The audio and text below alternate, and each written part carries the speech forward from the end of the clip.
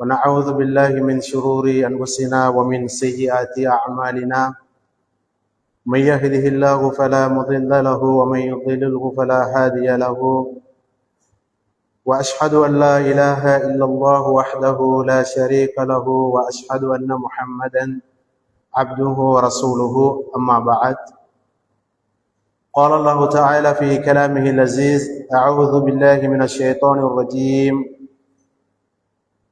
يا أيها الذين آمنوا اتقوا الله حق تقاته ولا تموتن إلا وأنتم مسلمون وقال نبينا صلى الله عليه وسلم فإن أصدق الحديث كتاب الله وخير الهدي هدي محمد صلى الله عليه وسلم وشر الأمور محدثاتها وكل محدثة بدعة وكل بدعة ضلالة وكل ضلالة في النار.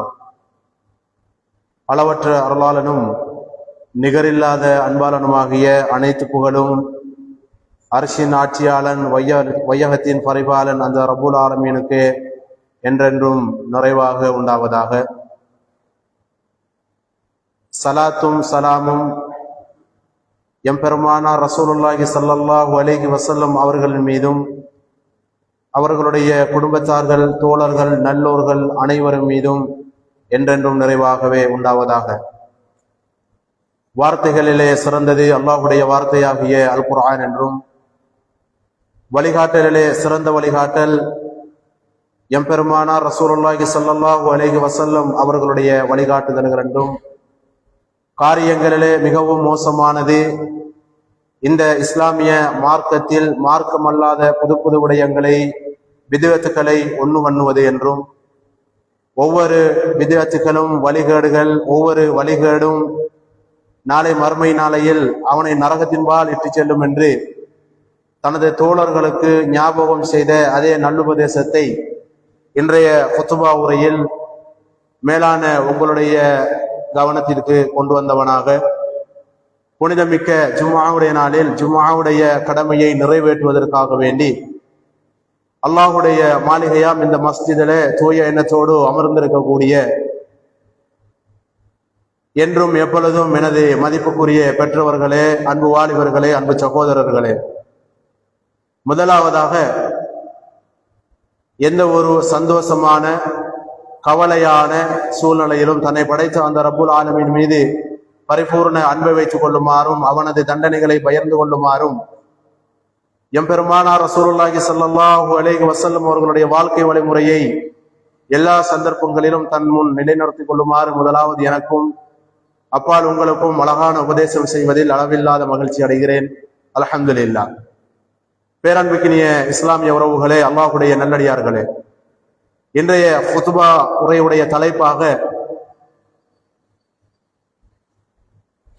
அவனுடைய திருமறையாம் அல் குர்ஆனில் அல்லாஹு தஆலா அல் ஆதியாத் என்று சொல்லக்கூடிய அத்தியாயத்தில் ஒரு சில முக்கியமான விடயங்களை அல்லாஹு தஆலா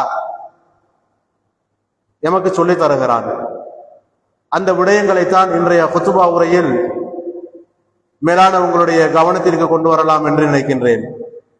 அன்பானவர்களே, அல்லாஹுடைய நல்லடியார்களே, அல்லாஹு தஆலா அவனுடைய திருமறையாம் அல் குர்ஆனிலே பேசுகின்ற ஒவ்வொரு வார்த்தையும், ஒவ்வொரு சொல்லிலும் அல்லாஹு தஆலா இந்த மனித சமுதாயத்திற்கு சிறந்த படிப்பினையையும், அந்த மனிதன் சிறந்த ஒரு மனிதனாக இந்த உலகத்திலே வாழ்வதற்கான எல்லா அம்சங்களையும் அல்லாஹு தஆலா அவனுடைய திருமறையாம் அல் குர்ஆனிலே எமக்கு அழகாக தெளிவாக சொல்லியிருக்கிறான். அல் குர்ஆனில சொல்லப்பட்ட எந்த ஒரு வார்த்தையும், எந்த ஒரு சொற்பிரயோகமும் மனிதனுக்கு பிரயோசனம் அல்லாத ஒன்றாக இருக்காது என்பதனை நாங்கள் முதலாவது எங்களுடைய கவனத்திற்கு கொண்டு வர வேண்டும். அந்த அடிப்படையில் இன்றைய குத்பா உரையில் சூரா அல் ஆதியாத் என்ற அத்தியாயத்தில் அல்லாஹு தஆலா எமக்கு சொல்ல வருகிற விடயம் என்ன என்பதனை நாங்கள் ஒவ்வொருத்தரும் ஒரு கணம் படிக்க வேண்டிய கடமைப்பாட்டிலே நாங்கள் இருக்கிறோம். அல்லாஹு தஆலா அந்த வசனத்திலே அல்லாஹு தஆலா இப்படி ஆரம்பிக்கிறான். அல் குர்ஆனின் ஜுஸுவில் நீங்கள் 100வது அத்தியாயத்தை புரட்டி பார்த்தால் நீங்கள் இந்த செய்திகளை படிக்கலாம்.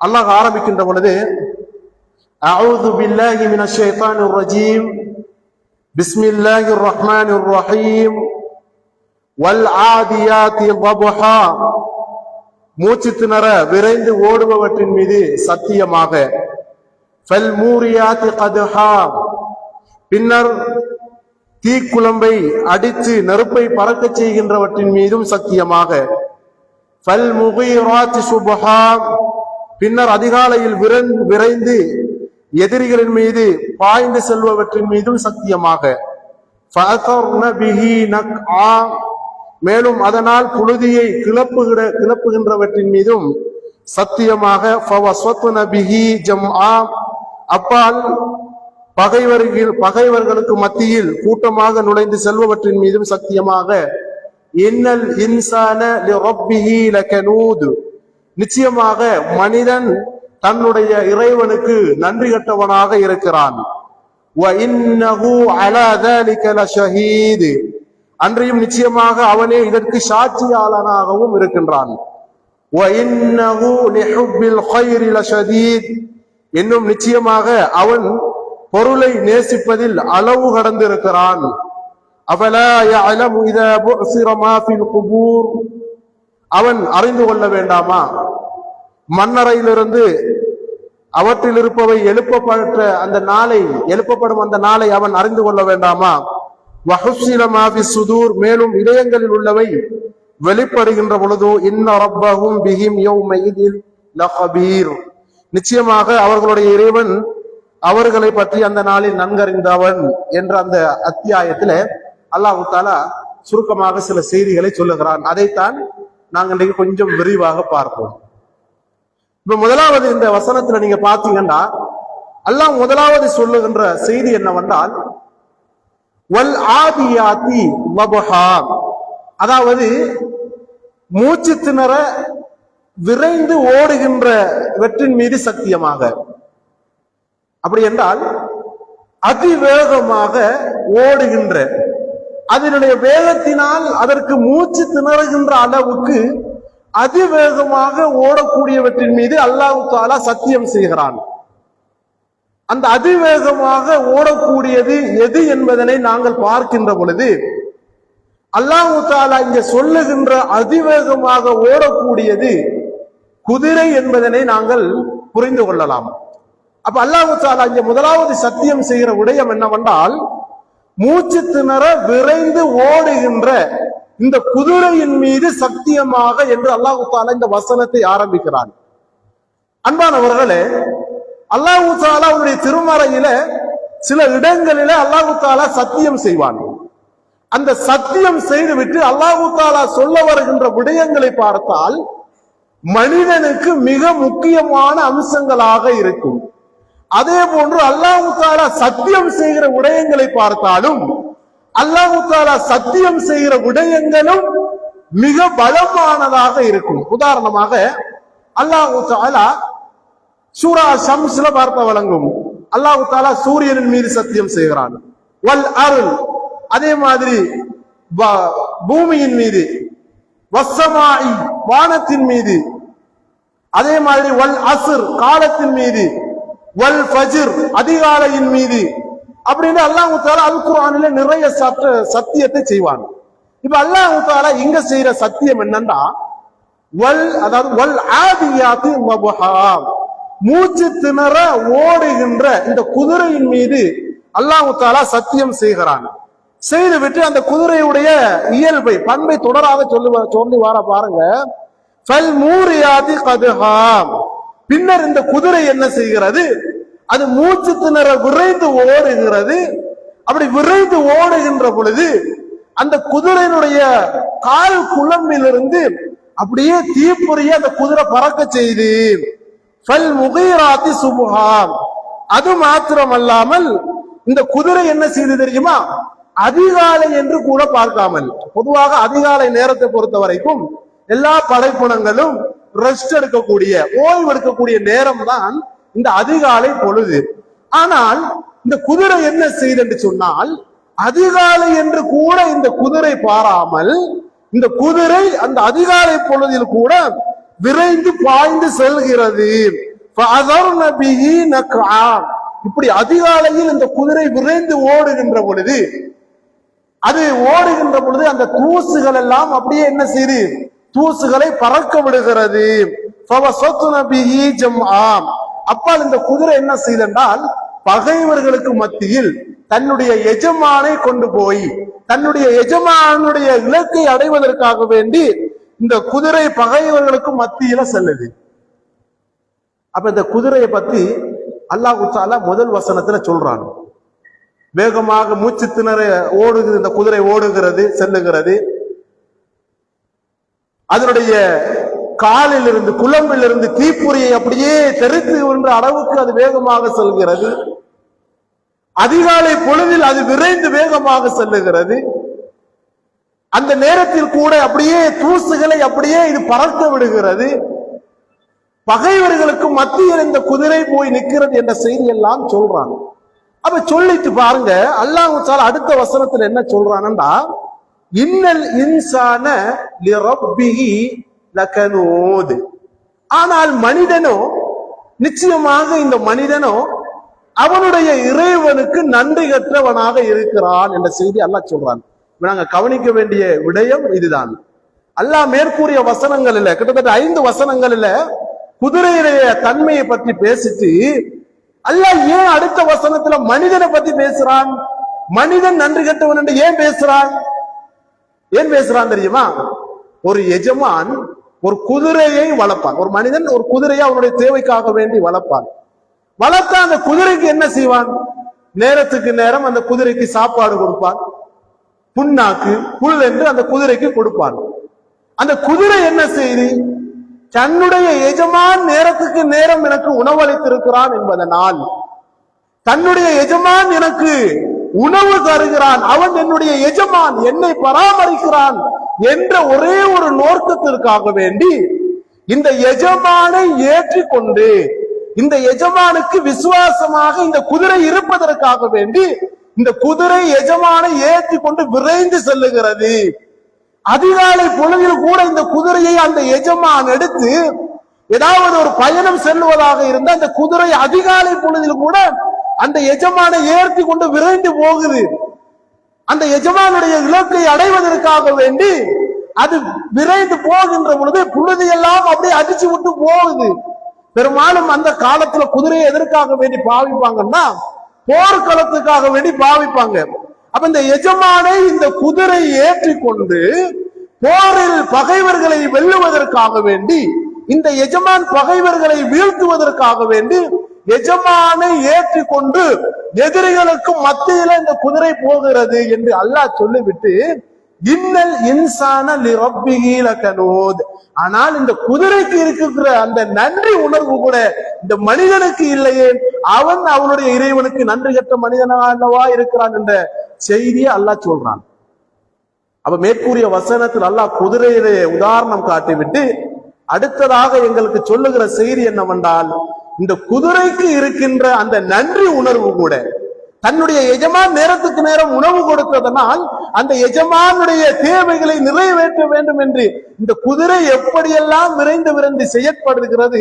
ஆனால் மனிதனாகிய இவனோ அந்த எஜமானுக்கு அந்த அல்லாஹ்வுக்கு நன்றி கட்டவனாக இருக்கிறானே, இந்த குதிரைக்கு இருக்கக்கூடிய நன்றி உணர்வு கூட இந்த மனிதனுக்கு இல்லையே என்று அல்லாஹ் தஆலா அந்த வசனத்துல தொடராக எமக்கு சொல்லிட்டு வாரான்.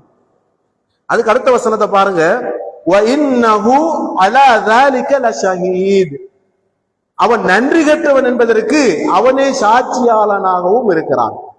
அவன் அந்த மனிதன் நன்றி கற்றவன் என்பதற்கு அவனே சாட்சியாளனாகவும் இருக்கிறான். இப்ப அன்பானவர்களே, இப்ப நன்றி கற்றவன் நாங்க யாரை சொல்லுவோம்? ரோட்டால போற எல்லாரையும் பார்த்து நாங்க இவன் நன்றி கட்டவனப்பா, அவன்லாம் ஒரு மனுஷன், அவன் நன்றி கட்டவன் ரோட்டால போற எல்லாரையும் பார்த்து சொல்லுவோமா? நாங்க சொல்ல மாட்டோம். நாங்க யாருக்கு உதவி செய்து யாருடைய கஷ்ட நஷ்டங்களில் நாங்கள் பங்கு கொண்டு அவனுடைய தேவையை நிறைவேற்றி கொடுத்தும் எல்லா அம்சங்களையும் ஒரு மனிதனுக்கு நாங்கள் செய்து கொடுத்ததன் பின்னாலையும் எங்களை மதிச்சாம போவான், எங்களை பார்த்தும் பார்க்காமையும் மறந்த மாதிரி போவான், அவனை பார்த்துதான் நாங்க என்ன சொல்லுவோம்? நன்றி கட்ட மனிதன் என்று சொல்லுவோம். ஆனா இங்க அல்லாஹ் சொல்ற செய்தி என்ன? பொதுவாக மனிதர்கள் நன்றி கற்றவர்கள். ஏன் அல்லாஹ் அப்படி சொல்றான்டா, இந்த உலகத்துல மனிதர்களை படைச்சது யாரு? அல்லாஹ் படைச்சிருக்கிறான். அதிலும் முக்கியமான செய்தி என்னன்னா, இந்த உலகத்துல பல படைப்புகள் இருக்கு. பலத்தால் மனிதனை விட பல மடங்கு பலமான படைப்பு, பலகீனத்தால் மனிதனை விட பல மடங்கு பலகீனமான படைப்பு. ஆனால் அத்துணை படைப்புகளை விடவும் அல்லாஹ் தஆலா பிரத்யோகமாக இந்த மனிதனை படைத்திருக்கிறான். இந்த மனிதனுக்குரிய ஸ்பெஷல் என்ன? மலக்குமார்களை அல்லாஹ் தஆலா இந்த மனிதனுக்கு சிரமணிய வைத்தான். அவனுக்கு பகுத்தறிவு என்கின்ற அந்த அறிவை கொடுத்து ஏனைய படைப்பிடங்களை விட அல்லாஹ் தஆலா சிறந்த ஒரு படைப்பாக இந்த மனிதனை அல்லாஹ் ஆக்கி வைத்திருக்கிறான். அவனுக்கு சிந்திக்கக்கூடிய உள்ளத்தை கொடுத்திருக்கிறான். அவனுக்கு பேசக்கூடிய நாவை கொடுத்திருக்கிறான். அவனுக்கு அல்லாஹ் தஆலா இந்த பூமியில் உள்ள எல்லாவற்றையும் அல்லாஹ் தஆலா மனிதனுக்காக வேண்டி வசப்படுத்தி வைத்திருக்கிறான். சிந்தனை செய்து பார்ப்போம். இந்த உலகத்தில் எவ்வளவு படைப்பு இருக்கு இல்லையா? எல்லா படைப்புகளும் மனிதனை விட பல மடங்கு பலமான படைப்பு இருக்கு. அதை கண்ட்ரோல் பண்ற சக்தி யாருக்கிட்ட இருக்கு? அந்த கண்ட்ரோல் பண்ற சக்தி யாருக்கு அல்லாஹ் வச்சிருக்கிறான்? மனிதர்களாகிய எங்களுக்கு வச்சிருக்கிறான். எங்களை விட ஒரு சிறந்த படைப்பு இந்த உலகத்தில் இருக்கா? அல்லாஹ் தஆலா எங்களுக்கு செய்த மாதிரி ஒரு நியமத்தை இந்த உலகத்துல வேற எந்த படைப்புக்காவது அல்லாஹ் செய்திருக்கிறானா? இல்லை, இல்லை. அப்படி இருந்தும் அல்லாஹ்வுடைய இந்த சிறப்புகள், நியமத்துக்கள், அல்லாஹ்வுடைய அருட்கொடை எல்லாம் பெற்றுக்கொண்ட இந்த மனிதன் அதனை மறந்து அவன் நன்றி கற்றவனாக இருக்கிறானே. அதனால் தான் அல்லாஹ் சொல்லுகிறான், எல்லா நியமத்துக்களையும் பெற்றுக்கொண்ட இந்த மனிதன் இன்னல் இன்சான லிரப்பிஹி லகனூத், அவனுடைய இறைவனுக்கு இவன் நன்றி கற்ற ஒருவனாக இந்த பூமியில வாழுகிறான். அவனால் 5 நேரம் ஒதுக்கி பள்ளியில் வந்து இறைவனை வணங்க நேரம் இல்லை. அதற்கு அல்லாஹ் தஆலா சொல்லுகிற செய்தி அடுத்ததாக, வஇன்னஹு அலா ஸாலிக லஷஹீத், அதற்கு சாட்சி அவனே சாட்சி. ஒவ்வொருத்தரும் நாங்க எங்களோட உள்ளத்துல கை வச்சு கேட்டா, உன்னுடைய ரப்போடு நீ எப்படி தொடர்புல இருக்கிறாய் என்று எங்களுடைய உள்ளத்தை நாங்கள் கை வைத்து கேட்கின்ற பொழுது, தனிமையிலிருந்து ஆழமாக சிந்திருக்கின்ற பொழுது எங்களுடைய உள்ளம் எங்களுக்கு சாட்சி சொல்லும், நீ உன்னுடைய ரப்போடு இந்த இடத்தில் இருக்கிறாய், இந்த தொடர்போடு தான் இருக்கிறாய், உன்னுடைய தொடர்பை நீ அதிகரிக்க வேண்டும் என்று எங்களுக்கு நாங்களே சாட்சி பகிர்ந்து கொள்ளலாம். அதை அல்லாஹ் சொல்லுகிறான், வஇன்னஹு அலா ஸாலிக லஷஹீத், அதற்கு அவனே சாட்சியாளனாகவும் இருக்கிறான்.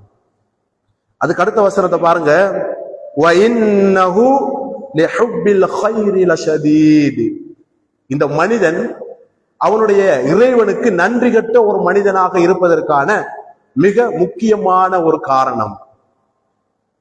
மனிதன் அல்லாஹ்வுக்கு நன்றி கட்ட மனிதனாக இந்த உலகத்திலே வாழ்வதற்கு மிக முக்கியமான ஒரு காரணம் என்னவென்று சொன்னால், அவன் இந்த உலகத்தில் உள்ள நலவுகளை ஷதீத் கடுமையாக விரும்புகிறான். இந்த உலகத்தில் உள்ள நலவுகளை அல்லாஹ் அவன் மனிதர் கடுமையாக விரும்புகிறான் என்ற செய்தி அல்லாஹ் சொல்லுகிறான். இப்ப நாங்க இதில் அவதானிக்க வேண்டிய விடயம் என்னவென்றால், அல்லாஹ் இங்க சொல்லுகின்ற பொழுது வஇன்னஹு லிஹுப்பில் கைர, வஇன்னஹு லிஹுப்பில் கைரி லஷதீத், கைர் என்று சொல்லுகிறான், உலக நலவுகள். அப்படி என்றால் அல்லாஹ் தஆலா அந்த பூமியில ஆக்கி இருக்கிற எல்லாம் நமக்கு கைர், நலவு.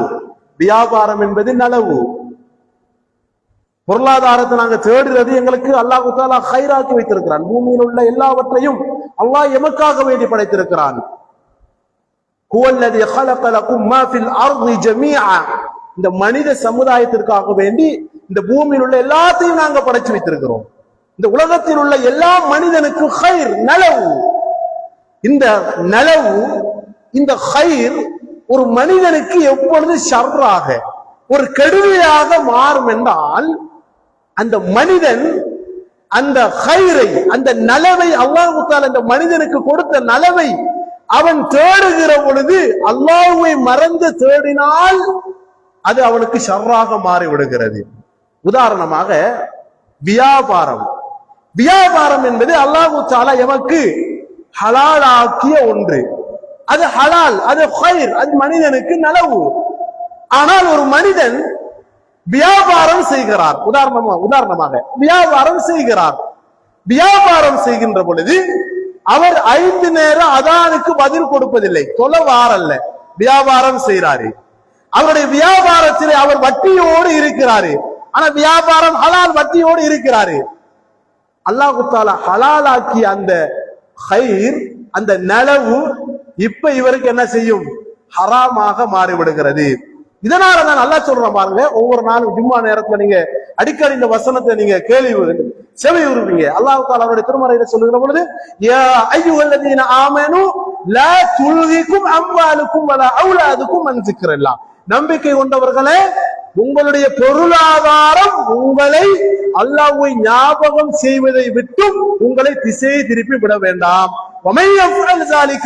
அப்படி யார் அவருடைய பொருளாதாரத்தை தேடுகிற பொழுது அல்லாஹ்வை மறந்து அல்லாஹ்வுடைய சட்ட திட்டங்களை நடந்து இந்த ஹைரை, இந்த நலவை யார் தேடுகிறாரோ அது ஷர்ராக மாறிவிடும். அவர்கள் நஷ்டவாளிகள் என்று அல்லாஹ் தஆலா அவருடைய திருமறையில சொல்லுகிறான். அப்ப உலகத்தில உள்ள எல்லாம் மனிதனுக்கு ஹைர், நலவு, நலவாகத்தான் அல்லாஹ் வச்சிருக்கிறான். அந்த நலவை கெடுதியாகவோ நலவாகவோ மாற்றுவது இந்த மனிதனுடைய கையில இருக்கிறது. அப்ப ஒரு மனிதன் அல்லாஹ்வுக்கு நன்றி கெட்டவனாக இருப்பதற்கு மிக முக்கியமான காரணம் அவன் உலக இன்பங்களை கடுமையாக விரும்புகிறது என்ற செய்தியை அல்லாஹ் இந்த வசனத்துல சொல்றான். அல்லாஹ்வுடைய ரசூல் ஸல்லல்லாஹு அலைஹி வஸல்லம் அவர்கள் சொல்லுகிறார்கள், யக்புரு இப்னு ஆதம், இந்த மனிதன் இப்னு ஆதம் என்ன செய்கிறான்? இந்த மனிதன் வளருகிறான். வமஅஹு இஸ்னானி, அவனோடு சேர்த்து 2 அம்சங்கள் வளருகிறது. ஒன்று ஹுப்புல் மால், பொருளாதாரத்தின் மீது உள்ள ஆசை அவனோடு சேர்ந்து, இந்த மனிதனோடு சேர்ந்து வளருகிறது. அதே போன்று அவன் இன்னும் கொஞ்சம் நீண்ட காலம் வாழ வேண்டுமே என்ற அந்த ஆசையும் அவனோடு சேர்ந்து வளர்கிறது என்ற செய்தியை அல்லாஹ்வுடைய ரசூல் ஸல்லல்லாஹு அலைஹி வஸல்லம் அவர்கள் எமக்கு சொன்னார்கள். அதே போன்று இன்னொரு செய்தியில இந்த மனிதன் எந்த அளவுக்கு அந்த பொருளாதாரத்தை விரும்புகிறான், இந்த உலக ஆசையை, இன்பங்களை, பொருளாதாரத்திலே மனிதனுக்கு உள்ள அந்த விருப்பத்தை அல்லாஹ்வுடைய ரசூல் ஸல்லல்லாஹு அலைஹி வஸல்லம் அவர்கள் அழகான ஒரு உவமையில சொன்னார்கள். பாருங்கள், ஒரு ஆதமுடைய மகன் இருக்கிறான், ஒரு மனிதன் இருக்கிறான். அவனுக்கு பொதுவாக எந்த ஒன்றுமே கிடையாது. அவன் ஒரு கஷ்டமான ஒரு சூழலில், சந்தர்ப்ப சூழ்நிலையில் அவன் இருக்கிறான். இவனுக்கு அல்லாஹ் என்ன செய்கிறான் தெரியுமா? ஒரு ஓடை நிறைய தங்கத்தை அல்லாஹ் கொடுக்கிறான். ஒண்ணும் இல்லாம இருந்த ஒரு மனிதனுக்கு அல்லாஹ் ஒரு ஓடை நிறைய தங்கத்தை கொடுக்கிறான். இந்த மனிதன் என்ன செய்வானாம்? ஒண்ணும் இல்லாதவனுக்கு ஒரு ஓடை அல்லாஹ் கொடுக்க இந்த மனிதன் சொல்லுவானாம், இதே மாதிரி இன்னொரு ஓடை இருந்தா நல்லா இருக்குமே, இரண்டாவதும் அவனுக்கு கொடுக்கப்படுமாம். இரண்டாவது பெரிய தங்கத்திலான ஓடை இரண்டாவது கொடுக்கப்பட்டால் அந்த மனிதன் ஆசை கொள்ளுவானாம், 2 தானா, இன்னொன்னு 3வது கொண்டு வந்தா நல்லா இருக்குமே. 3வது கொடுக்கப்பட்டா இப்படி அவன் அடுத்ததாக ஆசை கொண்டே போவான். அல்லாஹ்வுடைய ரசூல் தொடர்ச்சியாக சொல்லுகிறார்கள், கடைசியில அவனுடைய வாயில் மண் பீடித்துக் கொள்ளும். அப்படி என்றால் அவன் கபருக்கு செல்லுகிற வரைக்கும் இந்த மனிதனுக்கு இந்த ஆசை, பேராசை இருந்து கொண்டே இருக்கும் என்ற செய்தியை அல்லாஹ்வுடைய ரசூல் சொன்னார்கள். அதைத்தான் அல்லாஹ் தஆலா அந்த வசனத்தில் நமக்கு எப்படி சொல்லுகிறான் என்றால், வஇன்னஹு லிஹுப்பில் கைரி லஷதீத், இந்த மனிதன் தன்னுடைய இறைவனுக்கு நன்றி கெட்ட ஒருவனாக இருப்பதற்கு மிக முக்கியமான காரணமே இந்த உலக இன்பங்களை அவன் விரும்புவதுதான் என்ற செய்தி அல்லாஹ் தஆலா சொல்லுகிறான். இன்னைக்கு நாங்க பார்க்கிறோம், மனிதன் அல்லாஹ்வை மறந்து, மறுமையுடைய நாளை மறந்து இந்த உலக இன்பங்களில் மூழ்கி இருப்பதற்கான மிக முக்கியமான காரணமே இந்த உலக ஆசைகள் தான், உலக இன்பங்கள் தான் என்பதனை நாங்கள் புரிந்து கொள்ள வேண்டும். எனவேதான் அன்பர்களே, மேற்கூறிய செய்தியில நாங்க தெரிஞ்சு கொள்ள வேண்டிய மிக முக்கியமான ஒரு விடயம், அல்லாஹ் தஆலா குதிரையை உதாரணம் சொல்லுகிறான். அந்த குதிரை எஜமானுக்கு நன்றி உள்ளதாக இருக்கிறது. ஆனால் இந்த மனிதன் அந்த எஜமானுக்கு நன்றி கெட்டவனாக இருக்கிறான். அதற்கு மிக முக்கியமான காரணம் அவன் இந்த உலகத்தின் உலக ஆசையை விரும்புவது என்பதனை அல்லாஹ் தஆலா எமக்கு சொல்லுகிறான்.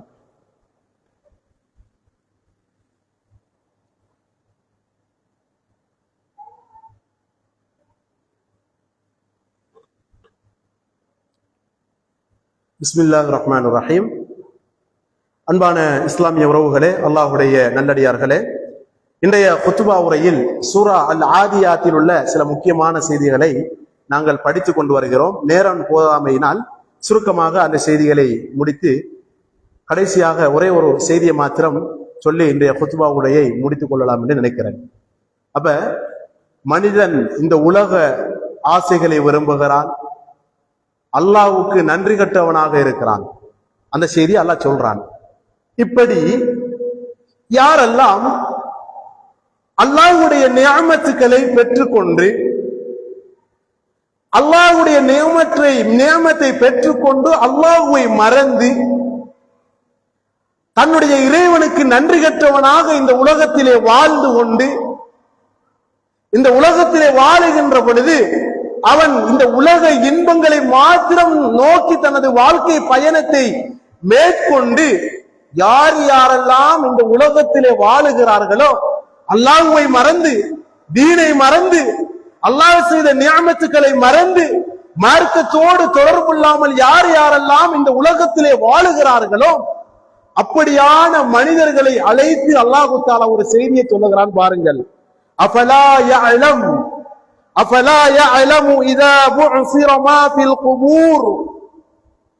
இப்படி அல்லாஹ்வை மறந்து அல்லாஹ்வுக்கு நன்றி கற்றவனாக இந்த உலகத்திலே வாழ்ந்து கொண்டு அவனுடைய நியமத்தை இவன் பெற்றுக்கொண்டு அவனை மறந்து விட்டு அவனுக்கு நன்றி கற்றவனாக வாழ்ந்து கொண்டு அதற்கு அவனை சாட்சியாளனாகவும் இருந்து கொண்டு இந்த உலக ஆசைகளிலே மூழ்கி கொண்டிருக்கின்ற இந்த மனிதன் சிந்தனை செய்ய வேண்டாமா? இந்த மனிதன் படித்துக் கொள்ள வேண்டாமா? இந்த மனிதன் புரிந்து கொள்ள வேண்டாமா? இதா பு'சிர மா ஃபில் குபூர். ஒரு நாள் வரும், ஒரு நாள் அவனை பீடித்துக் கொள்ளும். அவனுடைய தொண்டை குழியில் அந்த மரணம் அவனுடைய தொண்டை குழியில் தத்தளித்துக் கொள்ளும். அவன் மரணிப்பான். அவனுக்கு அல்லாஹ் தஆலா எழுதிய கடைசி நிமிடம் அவனை வந்து சேர்ந்தடையும். அந்த நாளை அவன் புரிந்து கொள்ள வேண்டாமா? அவன் கபருக்குள்ளே அடக்கப்படுவான். அந்த கபருக்குள் இருக்கக்கூடிய அந்த கஷ்டங்கள், கவலைகள், நோவினைகள், துன்பங்கள், துயரங்கள், இதையெல்லாம் அவன் புரிந்து கொள்ள வேண்டாமா?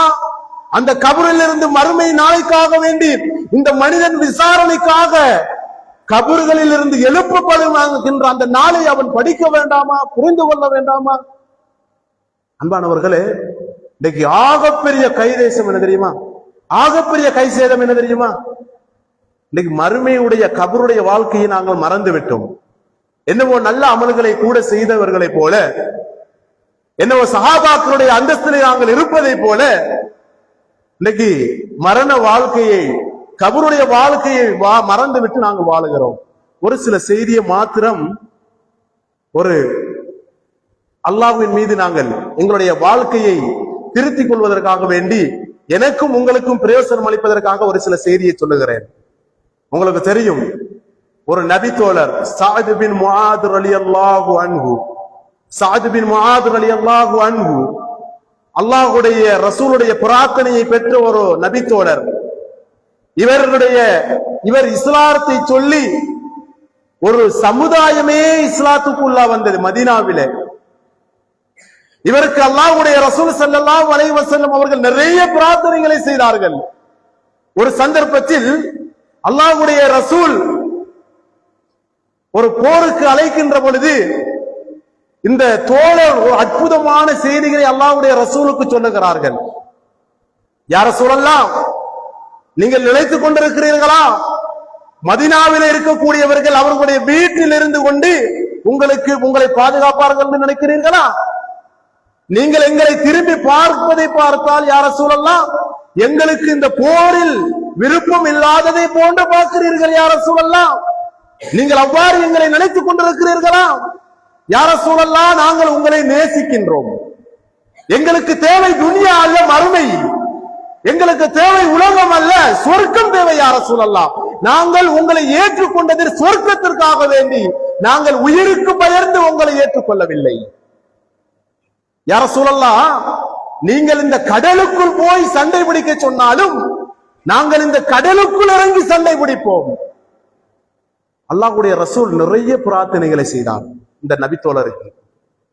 கடைசியில் இந்த நபித்தோழர் காயப்பட்டு மரண தருவாயில் இருக்கின்ற பொழுது அல்லாஹ்வுடைய ரசூல் இந்த தோழரை போய் அடிக்கடி நலம் விசாரித்து வருவார்.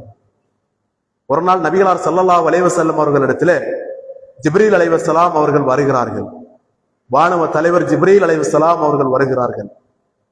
வந்து சொல்லுகிறார்கள் அல்லாஹ்வுடைய ரசூலிடத்துல, முஹம்மதே, இந்த பூமியில் சிறந்த ஒரு மனிதரை இந்த பூமி இழந்து விட்டது.